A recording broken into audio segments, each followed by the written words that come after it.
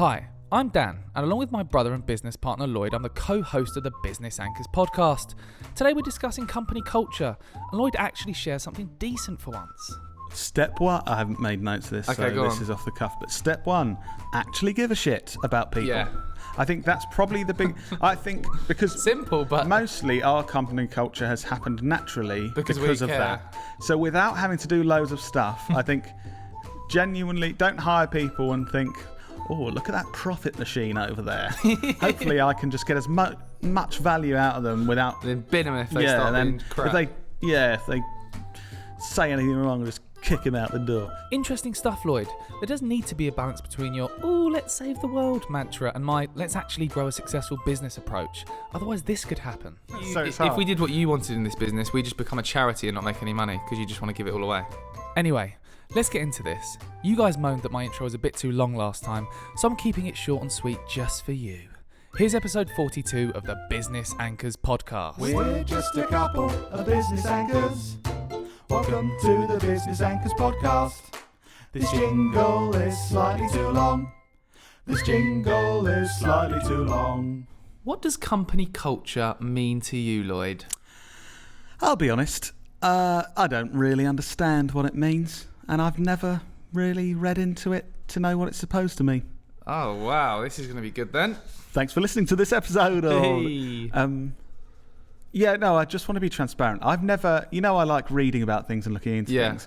I've always just kind of heard of company culture and thought, I think I kind of get that. But my thought is just... Well, certainly for this business, it's just like, oh, we try and make it so we all like working here and enjoy it and feel like we want to be part of it. I feel like I've got a good way of explaining what it is. Oh, have you? Because that's what I think, if you know what I mean. I kind of thought about this before this episode. Oh, you're implying I didn't. I did think about it. Yeah. Anyway, so I think company culture is what your employees say about your business when you're not there. Mm-hmm. Like, because when people within a company feel comfortable, they'll say exactly what they think. So, and if you're not there, there's no reason to kind of sugarcoat anything. So I feel like when we're not there, if people are saying nice things, I feel like that's a positive direction. And we've obviously got a huge way to go to build the kind of company culture that we're aiming for. But I think do you disagree? You're not really nodding along there. I do agree with you.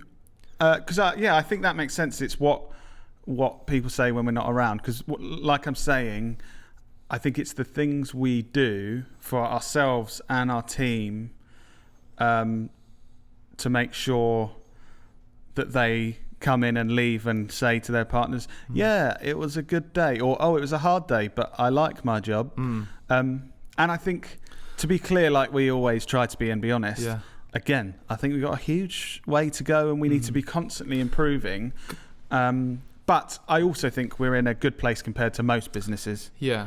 Because I'd like to think, obviously you can never be in anyone's head, but I don't think any of us have got that, that, I don't know if you've had it before with a job, Dan, they're like the Sunday evening dread, or your alarm goes off and you just think, I hate going to work to do this job, and I'm really not looking forward to today. Yeah. I hope no one gets that. I also think it's a difficult one because there's so many variables that impact how much you enjoy your job. And just company culture is one thing, but there's so many other things. So it's not I don't think company culture is the only and most important thing to make someone enjoy their job. I think it is. Yeah, has an impact. I see what you mean. So if we had, I suppose we could have a terrible company culture here, but it could be a dream job for someone where they really enjoy the work they're doing. Or the other way around. Yeah. Okay. Yeah, I get that. That makes sense. That makes sense. And I think there's a misconception with company culture. I think, when you see the classic Facebook, Google offices, they got a slide, social chain, they had a slide, and it's like beanbag, slide, table tennis table, free beers in the fridge, free beers on tap, like at WeWork and stuff like that. Yeah, I think that's cool, but I don't know. Is that... I think that's when the kind of tech companies were growing to the massive sizes they are, that was when well, it's been reported that they were working people until they basically had breakdowns and stuff, and they brought this stuff in to be like, no, you can enjoy work. Look how cool it is here. Our culture's wicked. Yeah. But I think, and then that kind of trend went on of, oh yeah, you've got to have these cool things to make people like being at work. But I think you're right. I think that's like a big thing of, oh yeah, company culture. Yeah, we've got beanbags. We have, so obviously. Yeah, we actually do have beanbags. But yeah, and beer in the fridge. But I think it's a similar issue to like mental health in the workplace, where it's like put a plaster on it. Employees are crying out for. It's like kind of, oh, there's too much work for us to do. So can you employ more people? But employers are going, you can have half an hour to do yoga. Yeah. And it's like, oh, but I've still got all that work to do, and I'm gonna. I think it's those fundamental problems that aren't being solved, and people think like a gimmicky. We plant 10 trees every time you say you're happy, or like, you know. We do that as well. I know you love planting trees. We got terrible company culture. Yeah. Yeah. But there is that. And I honestly want, and I think you're definitely you're very much focused on this more than me, but I definitely want us to have a company culture where people do enjoy coming to work on like a basic level. And it's about us thinking, what do we need to do to enable that? And I think that's why so many businesses fail at this, and why we can improve and so many businesses can improve. I think because you can't fake it. I think if bosses of companies genuinely don't give a shit about their employees, that's when it's like, put a beanbag in a table tennis table, and they look at it and go, chuck a beanbag in. It's like, there you go. Oh, tick. 300 quid, and we've made 10 million in profit this month. Like, oh yeah, great. Have as many beanbags as you want. Yeah, I think that's when it's clear, like, well, it's not really, they're not actually trying to create a culture where people can enjoy and have a work-life balance and stuff. I think it has to be genuine, because I think if me or you came in and noticed like consistently someone seemed very unhappy at work or unhappy with their role and stuff, we straight away we'd be thinking, why is this like this? Like, we need to do whatever we can. Yeah. I also think as well, I don't know if this would be all kind of bosses, but I think that would quite impact me quite negatively as a human being if I knew someone in our team, because you kind of feel like it's your family, don't you? And it has with me in the past, not with anyone that's here at the moment, but when we had someone who wasn't happy, you weren't sleeping at night. Yeah, I had a few months where I just really didn't enjoy work, because I thought, I come in, I can see someone else is really not having a good time. Yeah.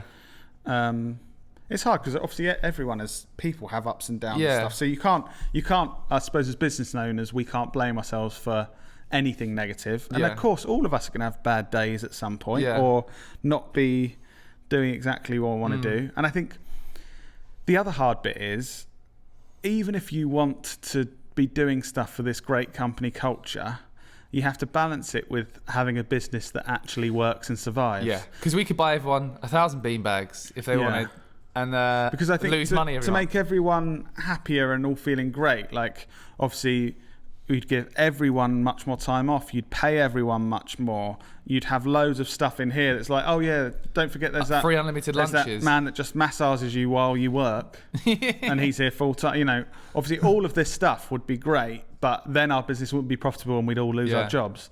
So I think that's the tough thing. You have to and we have to have a business. You know, I want to make sure our business becomes more and more profitable so we can afford to do more and more stuff that allows us to create that company culture. Because there are free things you can do. Of course, there like actually just us with being leaders in the business, not being horrible to people. But I mean, that's you shouldn't need to be told to be like that, should you? Well, no. I mean, that must be a given. We've got a great company culture because we're not horrible to people. But that's what I said about being genuine. Like, if you're a horrible person, you're never going to have you genuinely don't give a shit. Yeah. I also think that every individual person requires a different set of needs to feel like they're enjoying their job, and company culture fits into that. Like someone actually might like beanbags. I know we keep saying beanbags, so that might actually be something like, oh, if they've got beanbags and cool stuff to do, Barney's sitting on a beanbag right now, then that's like cool. But other people, he's happy. Other people, we can leave him. He's fine.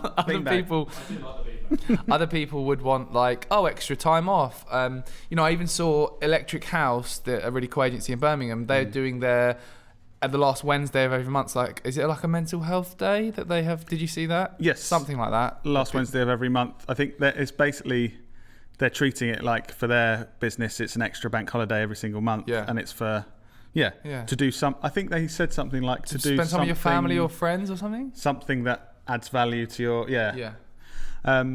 which I think is great. And so obviously there's great examples like that. And I think that was a really good idea. Something that I spoke about with a team. I don't know if you remember me. That actually is what made me think, we need to get the ball rolling with doing more of this stuff. But what do you think we should be improving? How do you think we should improve our company culture over time? I think there's loads of stuff we should be doing. Slides? No. I think my logical starting point would probably, which I don't think we've done that much of, mate, you're probably going to say, yeah, I do it all the time, is ask everyone what they think would make their job, enjoy their job more, because we know that's a factor that we believe is to do with company culture.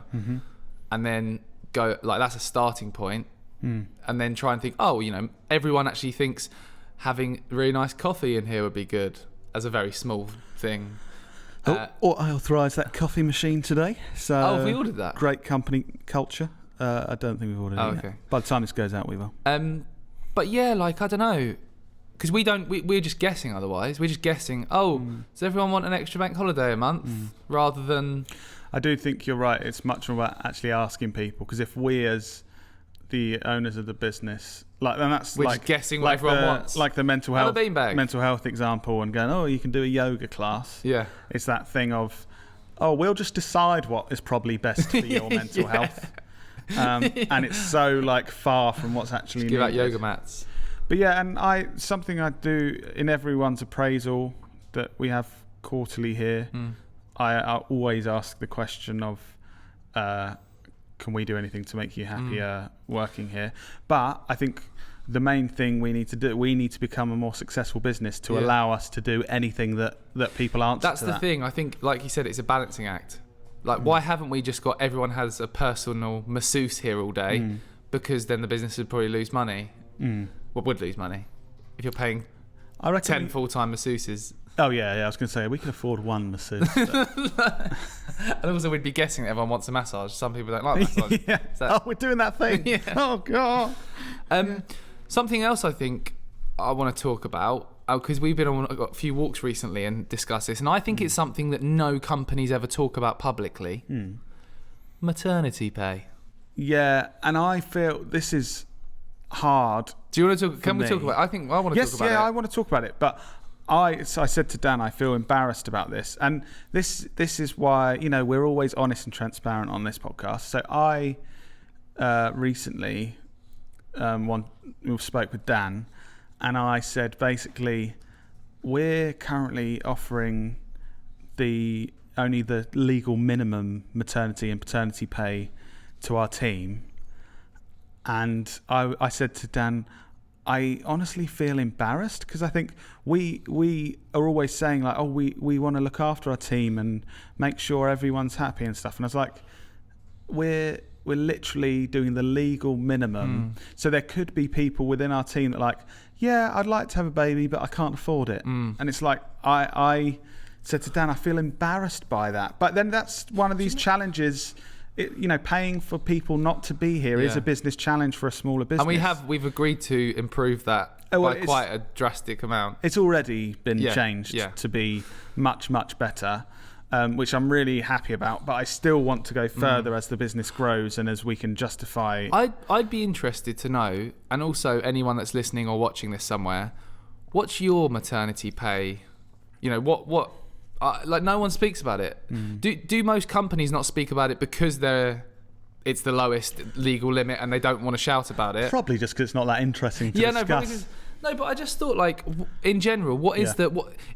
There must be data saying 90% of companies offer the lowest or the. It's quite hard to find the data actually, because I've done a lot of research recently and before to try and get a judgment, because the best companies in the UK basically say, doesn't matter if you're a mum or a dad, have 9 months to a year off paid. Full paid, yeah. Full pay. And I think, and I know we're a bit different in our views, Dan, but like that's what I would want to aim for.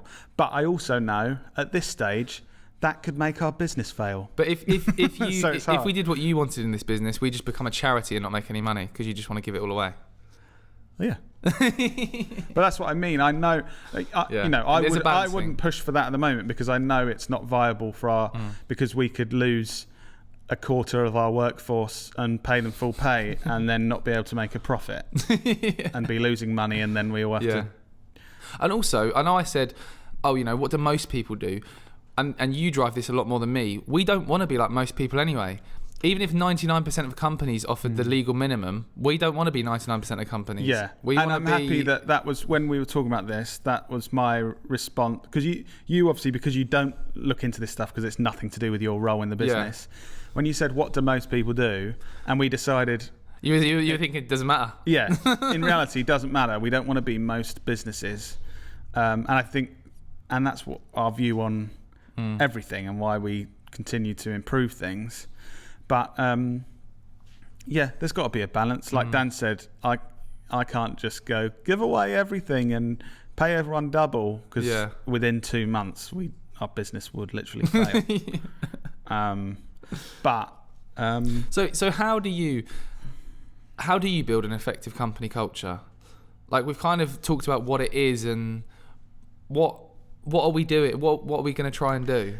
Step 1, I haven't made notes of this, okay, so this is off the cuff, but step 1, actually give a shit about people. Yeah. I think that's probably the big, I think, because simple, but mostly our company culture has happened naturally because of that. So without having to do loads of stuff, I think genuinely don't hire people and think, oh, look at that profit machine over there. Hopefully I can just get as much value out of them without... Then bin them if they start being crap. If they say anything wrong, just kick him out the door. So I think that's the first thing, and that's kind of what we've achieved so far. So I think we're at like a base level of, I think we've got a decent company culture because we do actually care about people. Yeah. And we're lucky enough that we really like everyone we work with here. It probably won't always be the case, because if you grow big enough, surely you're not going to like someone at some point. But step two, I think this is where I am, is actually start allocating time, or a leader in the business allocating time to make sure you spend the time to look at how to improve it. Yeah. And I think part of that is asking people. Cool, that's a really good suggestion. Thanks, How did you come up with that? Yeah, just from our discussion. But yeah, I think that's how I hope to progress things. Of not me just going, right, I've decided trampolines for all. I think it's more of the discussions of like, there's, we could look at this slight pay rise for everyone this year, or we could increase holiday this year, or we could change actually working hours to make people... we could have more flexible working, or we could have this masseuse and actually say to people, out of these kind of things, guys, what would actually improve all of our lives as a team? How much could we hire a masseuse for a day? That'd be wicked. Well, outside of COVID, we can do that. Cool. Oh yeah, I suppose during COVID, someone rubbing their hands all over you is. Well, yeah, really bringing anyone extra into this space. So getting that close probably. Yeah, then touching everyone else. Also, we don't really have a private area in this massive. It'd be weird. I'd find it weird if Lucas was just getting a massage at the end of the room, and I'm here. I was just typing away like. Do you think he'd do it away from you? Yeah, no, he would. Yeah, interesting. So, what do you have any different like that? So that's what I think. How I think I'm going to try and improve our business. Do you have any tips or anything you think we should be doing outside of that to improve things? No, I think my main thing was the asking people what they want, and then trying to figure out how we can, within reason, work towards doing that. Yeah, I think that's my best tip. Nice. You said about you said recently you heard a story about company culture. I think something from Stephen Bartlett about like a hot. Yes, on his podcast Diary of a CEO, he said that they built such a strong culture at Social Chain, which is a massive social media agency in Manchester, that when people work for Social Chain, they'd see something or someone and they'd say, "That's Social Chain." like the way someone acted, like they're someone from social chain, this campaign's social chain, and without even discussing it, they just would know if that's a social chain thing. Yeah. And so he's told a story, so much so that like when they hire new people, they do this intro thing where all the team gather round and the new person does a little, not presentation, just says who they are, what they do. And someone did a presentation, then instantly put their fingers up to everyone and walked away and thought that was like cool. And then and he was instantly, literally straight away to his whoever, he told them, yeah, they need to go. They're not part of the social chain kind of thing. And also he told a story about someone else they hired who was amazing for the job. They really needed her for this campaign, but through other people that worked there, found out that she'd been a bit of a bully at other companies. He did some looking into it, and she was basically, and he said, I don't care if we lose this client and this campaign goes terribly, I don't want that person in. Because he talks about it as if it's kind of like cancer in your company. If someone's there, even if they're the best in the world, but they've got not the right values and that kind of thing. That's what makes me anxious about building the team more, because especially because we get on so well as a team currently. Yeah. Every person you add, it's a bit like that nervousness of, oh, please don't ruin this. We're all so happy. But I think if we have the things in place to be able to see that happening and do the things to either stop it or change, Yeah. get them out. So we've been having a discussion, Dan, and we think actually, How are you going to get any business in without me here? well, it doesn't matter if we lose the clients then. It's just not right. You can't be part of it. You're just not. Okay. You're not a Knowlton. I'll go set up my own thing called Dan. Cool. And then I'll get loads of business in. I might be able to Can we work with you it. as a consultant? Nice. Yeah. Cool. Any more company culture things to discuss, Dan, today? No, I'm looking forward to doing another episode on this topic in a year's time when the team's bigger. We've got loads of slides out of every window. Yeah, beanbags just coming out of our ears. Company culture, beanbags and slides. Yeah. And have you got anything to add? Have you got anything interesting to say about company culture? No, just that I'm excited because I think it's going to become an active focus for me more and more in the next year, and so I'm excited to improve things. I think we're in a really good place, but excited to improve things. I'm excited for people to, not behind our back when we're not there, to be saying, oh, I'd love to work at Knowlton. I know people. Lloyd's so cool. No, not quite that. Yeah. But I want us to be so successful that the business can afford to, and that we can do everything that everyone wants. Yeah. Do you know what I mean? And we will get to that point. Not everything that everyone wants, because some things will be ridiculous, but the next appraisals I do with people will be like, I would like 3 camels and 5 times my salary. Thank you. No, but we're aiming towards that. So. Yeah. Cool. Camel slides and beanbags. Oh, I really want to call this episode that. Good title. And that's why this episode was called Camel Slides and Beanbags. Thanks, anchors. We all done here, Dan, today? Yeah, just do some kind of call to action, Lloyd. Okay.